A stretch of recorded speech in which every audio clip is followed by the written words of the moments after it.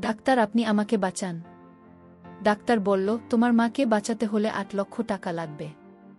আমি বললাম, ডাক্তার, আমি মাত্র ক্লাস 8-এ পড়ি। আমার বয়সটা অল্প। আমি একজন ছোট মেয়ে। আমার কোনো ভাই বোন নেই। আমার মা ছাড়া এ পৃথিবীতে কেউ নেই। কিন্তু ডাক্তার বলল, তোমার কে আছে বা কে নেই সেটা আমার দেখার বিষয় না। আমি ডাক্তার সাহেবকে বললাম, আপনি একটু দয়া করুন। ডাক্তার আমার কথার উত্তরে বলল, আমি তোমার মাকে যদি টাকা দিয়ে বাঁচিয়ে তুলি আমার কি লাভ হবে? আমি বলেছিলাম, ডাক্তার, আপনি আগে আমার মাকে সুস্থ করে তুলুন, আপনার যা ইচ্ছা সব আমি পূরণ করব। ডাক্তার তখন বলল, আমি একটা শর্তে তোমার মাকে বাঁচাতে পারি।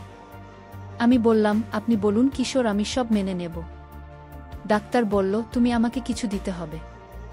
আমি বললাম, কি দিতে হবে ডাক্তার সাহেব? ডাক্তার বলল, তুমি আমার অন্য একটা অফিসে এসো, ফিরে আজ রাত 12টার পরে আমি তোমার মায়ের সমস্ত চিকিৎসার করছে আমি দিব। ডাক্তার সাহেব যখন রাতের কথা বললেন তখন আমার মনের ভিতর ভয় কাজ করছিল, কিন্তু কিছু করার নেই।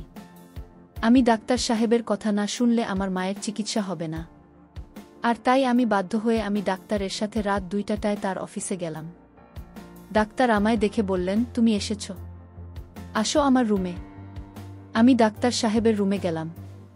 তারপর ডাক্তার সাহেব বললেন, তোমার কাছে আজ আমি যা চাই তাই দিতে হবে, যদি না দাও তাহলে তোমার মা বাঁচবে না। তারপর ডাক্তার সারারাত আমার সাথে যা করেছিল তা শুনলে তোমাদের অবস্থা খারাপ হয়ে যাবে। আসল ঘটনাটি শুরু করার আগে তোমাদের কাছে একটা অনুরোধ, তোমরা আমার চ্যানেলটিকে সাবস্ক্রাইব করে পাশে থাকবেন, তাহলে আসল ঘটনা শুরু করা যাক। আমার মায়ের শরীর খুব খারাপ ছিল। আমি তাকে ডাক্তারের কাছে নিয়ে গেলাম, কিন্তু তার চিকিৎসা করানোর টাকা আমার কাছে ছিল না। ডাক্তার বলল, মায়ের চিকিৎসা করাতে হলে আমার অফিসে চলে এসো। মায়ের চিকিৎসার জন্য আমি ডাক্তারের পার্সোনাল অফিসে গেলাম। আমার নাম সাইমা। আমার বয়স 13 বছর। যখন আমার মায়ের শরীর খারাপ হয় তখন তাকে আমি অনেক ডাক্তার দেখাই, কিন্তু কোনো লাভই হয় না। দিন দিন মায়ের অবস্থা আরও খারাপ হতে থাকে। ডাক্তাররা মায়ের রোগটাকে অপ্রতিকার্য ঘোষণা করেছিল, কিন্তু মা ছাড়া আমার আর কেউ ছিল না।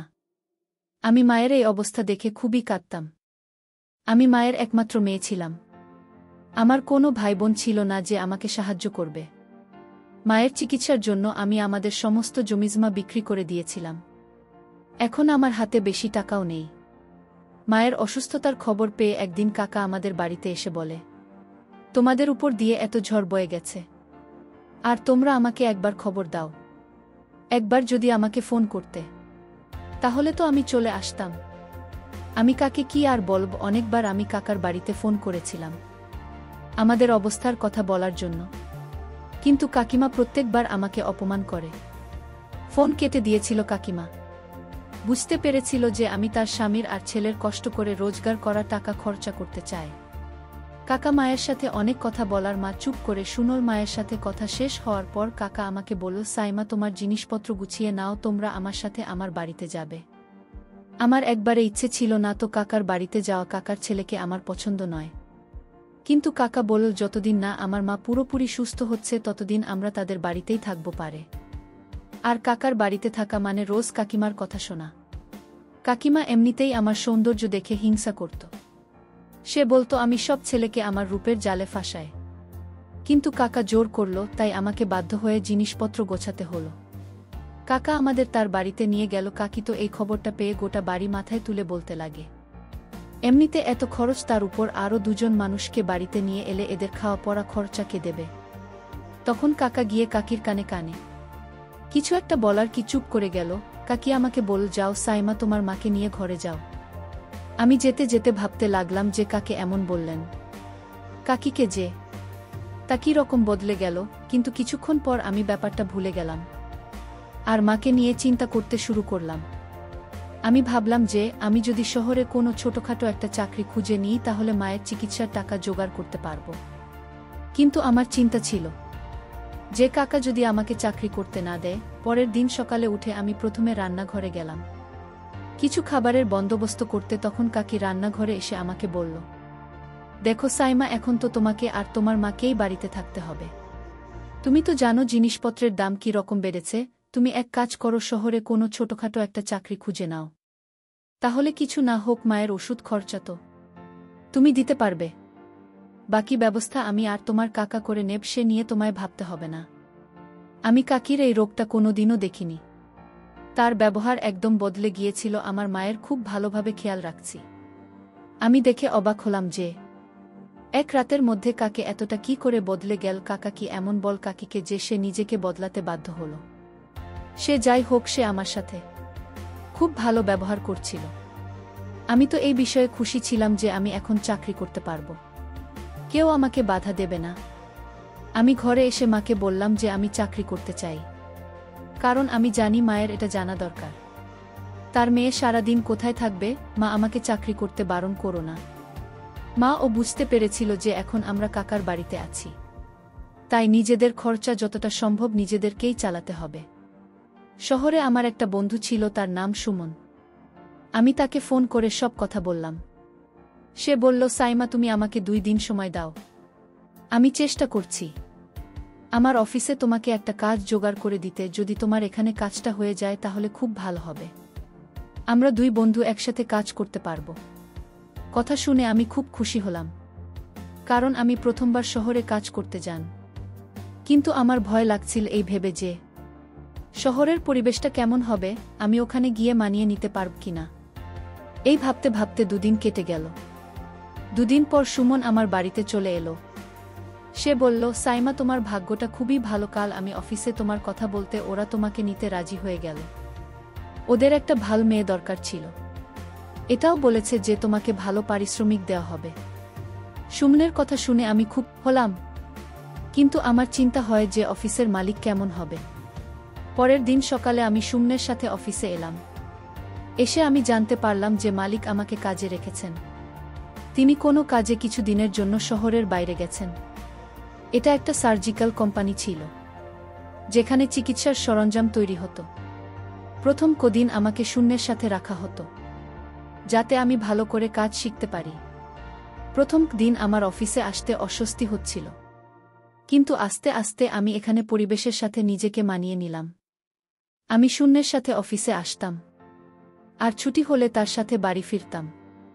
15 দিন হয়ে গেল আমি এখানে কাজ করছি, কিন্তু এখনও আমি আমার মালিককে দেখতে পাইনি। আমি এখনও জানি না তিনি কে, আর তিনি কেমন। আমি একবার ওনার সাথে দেখা করতে চাই, যিনি আমাকে কোনো ইন্টারভিউ না নিয়ে চাকরিতে দিয়ে দেন। আমার শিক্ষাগত যোগ্যতা বেশি নয়, আমি কেবল 7 পাশ করেছিলাম। বাবা মারা যাওয়ার পর আমার আর পড়াশোনা করা হয়নি। একদিন মায়ের শরীর খুব বেশি খারাপ হয়েছিল, আমি সেই সময় অফিসে ছিলাম। কাকি আমাকে ফোন করে বলে, তোমার মায়ের শরীরটা খুব খারাপ, তুমি এক্ষুনি বাড়ি চলে এসো। কাকির গলাটা খুব চিন্তিত শোনায়। আমি সঙ্গে সঙ্গে সুমনকে বলে বাড়ি চলে এলাম।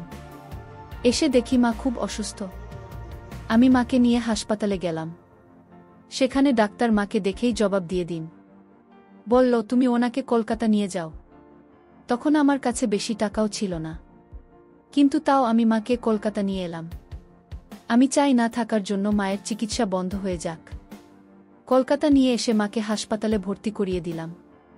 ওখানে ডাক্তার আমাকে ধৈর্য ধরতে বলে, তারা তাদের দিক থেকে পুরো চেষ্টা করছে। এদিকে আমার কিছুই ভালো লাগছিল না, মনে হচ্ছিল যে কোনো সময় আমাকে ছেড়ে চলে যেতে পারে। তারপর আমি পৃথিবীতে পুরোপুরি একা হয়ে যাব। প্রায় 24 ঘন্টা পর ডাক্তার আমাকে তার অফিসে ডাকেন, আর ডেকে বলেন, তোমার মায়ের অবস্থা খুব খারাপ, তার হার্টের অবস্থা খুব খারাপ হয়ে গেছে। আমাদের এখনই তার চিকিৎসা শুরু করতে হবে। তার জন্য তোমাকে 5 লাখ টাকা জমা দিতে হবে, তবে আমরা তোমার মায়ের চিকিৎসা শুরু করতে পারব। এত মোটা টাকার অঙ্ক শুনে তো আমার হাত পা কাঁপতে থাকে। আমি ভাবতে থাকি, এতগুলো টাকা আমি কোথা থেকে জোগাড় করব। ডাক্তার সাহেব মনে হয় আমার অবস্থাটা বুঝতে পারছিলেন। তিনি আমাকে জিজ্ঞেস করেন, তোমার কিছু অসুবিধা থাকলে আমায় বলতে পারো। আমি আমার 2 হাত দিয়ে মুখ থেকে কাঁদতে লাগলাম, আর কাঁদতে কাঁদতেই বললাম, ডাক্তার সাহেব, আমার কাছে এত টাকা পয়সা নেই। আমি আমার মায়ের চিকিৎসাও করাতে চাই, কিন্তু আমার কাছে একটা টাকাও নেই। আপনি বলে দিন, কি এমন করলে আমি আমার মায়ের চিকিৎসা করাতে পারব। আমি অনেক কষ্টে টাকার ব্যবস্থা করে ওনাকে কলকাতা নিয়ে এসেছি। ডাক্তার সাহেব চিন্তায় পড়ে যান। উনি আমার কাঁধে হাত রেখে বলেন, ঠিক আছে, আজ বিকেলে তুমি আমার অন্য একটা অফিসে, সেখানে আমি তোমাকে কিছু কাজ দেব। আর টাকাও দেব, যেটা দিয়ে তুমি তোমার মায়ের চিকিৎসা করাতে পারবে। তুমি যদি আমার কথা না শোনো তাহলে তোমাকে আর বাঁচানো যাবে না। আমি কোনোভাবেই মাকে হারাতে চাই না। তাই আমি ডাক্তার সাহেবের কথা মেনে নিলাম। বিকেলে আমি ডাক্তার সাহেবের দেওয়া ঠিকানায় গিয়ে পৌঁছালাম, যেখানে উনার আরও একটা অফিস আছে। সেখানে গিয়ে আমার একটা বড় ঝটকা লাগল, কারণ সেটা সেই অফিস যেখানে আমি সুমনের সাথে অফিসের কাজ করি। সন্ধে 7টা বাজছিল। ডাক্তার সাহেব আমার জন্য অপেক্ষা করছিলেন। তিনি আমাকে দেখে হাত ধরে তার অফিসে নিয়ে আসেন এবং বসতে বলেন। আমার একটু ভয় করছিল, কারণ অফিসে আমি একদম একা ছিলাম। কিছুক্ষণ বসার পর আক্তার সাহেব বললেন, তুমি তো তোমার মায়ের চিকিৎসা করাতে চাও, তাই না? তুমি আমার জন্য কি করতে পারবে? আমি বললাম, স্যার, আপনি যা বলবেন আমি তাই করব। আপনি শুধু আমার মাকে বাঁচিয়ে দিন। আমার কথা শুনে ডাক্তার সাহেব কিছুক্ষণ ভেবে বললেন, তোমাকে আমার অফিসে কয়েক রাত থাকতে হবে। আমি তোমার থেকে যা চাইব তোমাকে তাই দিতে হবে। তুমি যদি আমার কথা শোনো তাহলে তোমার মায়ের চিকিৎসার সব খরচ আমি দেব। আর যদি না শোনো তাহলে কালকে তোমার মাকে নিয়ে অন্য কোনো হাসপাতালে চলে যেও। উনার কথা শোনা ছাড়া আমার আর কোনো উপায় ছিল না। আমি বুঝতে পারছিলাম না ডাক্তার সাহেবের নজর আমার অন্য দিকে। আমি বললাম, স্যার, আপনি আমাকে অফিসের কাজ দিন, আর প্রতি মাসের পারিশ্রমিকটা আপনি রেখে দেবেন। উনি বললেন, তুমি সত্যিই খুব সরল। এতগুলো টাকা কি কেউ এমনি এমনি দেয়? তুমি আমাকে খুশি করতে পারলে আমি তোমার মায়ের চিকিৎসা করব। বাধ্য হয়ে আমাকে মায়ের চিকিৎসার জন্য ডাক্তার সাহেবের কথায় আমার রাজি হতে হয়। তারপর ডাক্তার সাহেব আমার সাথে। বন্ধুরা, সেটা আমি ভাষায় প্রকাশ করতে পারছি না। আসলে আমি একটা ছোটখাটো মেয়ে। আমি ডাক্তার সাহেবকে বলেছিলাম, ডাক্তার, আমার তো তেমন বয়স হয়নি। তারপরও ডাক্তার আমার কোনো কথা শুনল না। এছাড়া তো আমার আর কোনো উপায় ছিল না। আমার নিজের উপরই ঘেন্না হচ্ছিল। পৃথিবীর সমস্ত ডাক্তারদের উপরে রাগ হচ্ছিল। মনে হচ্ছিল এরা কেমন ডাক্তার, রোগীদের প্রাণ বাঁচানোর জন্য। এরা লোকদের যা ইচ্ছা তাই করে। দুর্বলতার সুযোগ নিয়ে তারা এসব করে। আমার নিজের উপর রাগ হয় এই ভেবে যে আমি এরকম একটা জায়গায় চাকরি করছিলাম। আমি যদি জানতাম যে সুমন আমাকে যে অফিসে কাজ করতে নিয়ে যাচ্ছে সেখানে ডাক্তার এরকম, তাহলে আমি কখনোই এই চাকরিটা করতাম না। আমি যখন পরের দিন কোনো রকমে নিজেকে সামলে হাসপাতালে গেলাম, তখন আমি জানতে পারি আমার মা সুস্থ হয়ে গেছে। আমি আরও জানতে পারি মায়ের যত চিকিৎসার পর সব টাকা কাউন্টারে দিয়ে দিচ্ছে, আর আমার মায়ের চিকিৎসাও ভালো করে হয়েছে। আমি তা দেখে অনেক খুশি হয়েছিলাম, কিন্তু আমি তো বুঝতে পারছিলাম কিসের জন্য ডাক্তার আমাকে বাঁচিয়েছেন। এই দুনিয়ার স্বার্থ ছাড়া কেউ কাউকে উপকার করে না। ডাক্তার সাহেবের সাথে আমার কাজ দেখে আদায় করে নিল, আর তার বিনিময়ে আমাকে টাকা দিয়ে